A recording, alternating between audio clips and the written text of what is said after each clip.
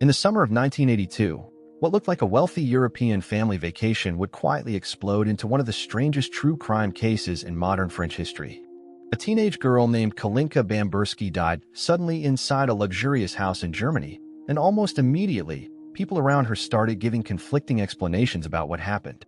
Some called it an unfortunate medical emergency, others whispered about drugs and abuse, and one man refused to accept any version that did not involve murder.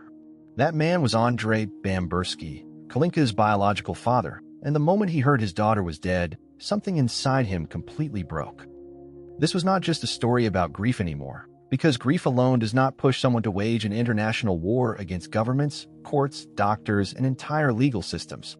Andrei became obsessed with proving that his daughter had not simply died by accident, and the more he investigated, the more horrifying the story started to look. Every new discovery pulled him deeper into a maze of lies, missing evidence, suspicious medical reports, and allegations so dark that people could barely believe they were real. The case eventually transformed into a nightmare that crossed borders between France and Germany, exposing legal loopholes, political frustration, and decades of failed justice. Long before the kidnapping that shocked Europe, Kalinka Bamberski had been described as bright, kind, energetic, and full of life. She was the kind of teenager who laughed loudly, trusted easily, and still believed adults were supposed to protect children from danger. Nobody looking at family photographs from that time could have imagined that her smiling face would later become the center of one of Europe's most disturbing international legal battles. Kalinka lived between two worlds because her parents had separated, and her mother eventually began a relationship with a respected German doctor named Dieter Krombach. During the summer of 1982, Kalinka traveled to Germany to stay with her mother and Krombach at their home near Lake Constance. The setting almost sounded cinematic because the area was peaceful, wealthy, and beautiful, the kind of place where people expected luxury and comfort instead of tragedy. Yet behind the calm scenery, something deeply sinister was allegedly unfolding inside that house. On the evening before Kalinka died, reports later suggested that she had not been feeling seriously ill and had been acting normally around the family. The next morning, Kalinka was dead. The explanation given by Dieter Krombach immediately raised suspicions because he claimed the teenager had died from a sudden medical issue linked to an allergic reaction or respiratory complication. But the story quickly became confusing when inconsistencies began appearing in witness accounts and medical details. Andrei Bamberski felt almost instantly that the explanation did not make sense.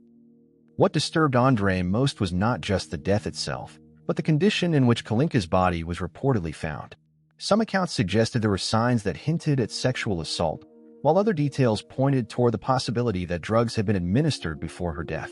Andrei became convinced that his daughter had been drugged and abused before dying under suspicious circumstances.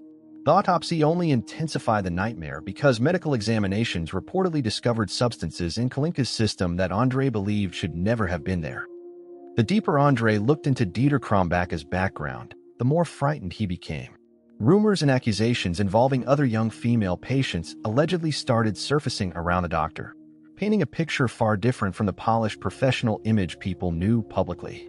Andrei began to suspect that his daughter may not have been Krombach's only victim. At first, Andrei believed the justice system would eventually uncover the truth and punish whoever was responsible. French and German authorities struggled to cooperate smoothly throughout the investigation, and disagreements over jurisdiction created endless delays.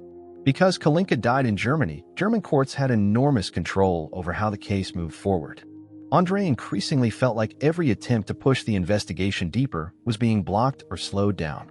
Years passed while Andrei dedicated himself almost entirely to studying evidence, speaking with lawyers, and pressuring investigators to reopen critical questions surrounding the case. Meanwhile, Dieter Krombach continued living his life while Kalinka remained buried in a cemetery. That detail absolutely destroyed Andrei emotionally, because every passing year felt like proof that the system valued procedure more than justice. While Kalinka's father remained trapped inside decades of grief, the man he blamed for her death continued walking freely across Germany. Nothing fuels rage quite like the feeling that somebody escaped consequences while your child never got the chance to grow up. Eventually, investigators uncovered allegations from other young women connected to Krombach. Some accused him of inappropriate medical behavior involving sedatives and examinations that crossed horrifying boundaries. These accusations did not automatically prove Kalinka's case, but they intensified suspicion around the doctor dramatically. For Andrei Bamberski, those accusations felt like confirmation that his daughter's death was part of something far darker than a tragic accident. In 1995, a French court finally convicted Dieter Krombach in absentia for involuntary manslaughter connected to Kalinka's death. For Andrei, it felt like validation after more than a decade of endless legal warfare and emotional exhaustion. But the victory quickly collapsed into frustration because Germany refused to extradite Krombach to France. To Andrei, the conviction meant almost nothing if the man never actually served time behind bars. Years continued passing, and Andrei Bamberski slowly reached a psychological point where he no longer believed normal legal processes would ever succeed. Every rejected appeal, every delay, and every legal obstacle deepened his obsession with forcing justice to happen by any means necessary. The tragedy stopped being just about grief and transformed into a relentless mission that consumed nearly every aspect of his life. Then, sometime during the late 2000s, Andrei allegedly made a decision that would shock the entire world. According to investigators, Andrei allegedly arranged for a group of men to kidnap Dieter Krombach from Germany and secretly transport him across the border into France. The operation sounded almost unbelievable because it involved surveillance, planning, transportation logistics, and secrecy across multiple countries. Then, in 2009, Krombach suddenly vanished before later being discovered tied up near a courthouse in the French city of Mulhouse. Europe exploded with disbelief as headlines revealed that a grieving father had allegedly orchestrated a real-life international abduction after nearly 3 decades of frustration. Public reaction became deeply divided almost immediately after the kidnapping became public knowledge. Some people viewed Andrei Bamberski as a desperate father who had finally forced justice to happen after years of institutional failure, while others argued that kidnapping could never be justified under any circumstance. The emotional power of Andrei's story made the moral debate even more complicated because millions of parents imagined how unbearable his pain must have been. Even people uncomfortable with vigilantism found themselves emotionally understanding why Andrei finally snapped after a decade of helplessness. In 2011, French courts finally sentenced Dieter Krombach to prison in connection with Kalinka's death. For Andrei Bamberski, the moment represented the end of a nearly 30-year war that had consumed his life emotionally, mentally, and physically. But even after the conviction, the story still carried a painful truth because justice and healing are not the same thing. Kalinka was still gone forever, and no courtroom victory could ever return the life that had been stolen in 1982.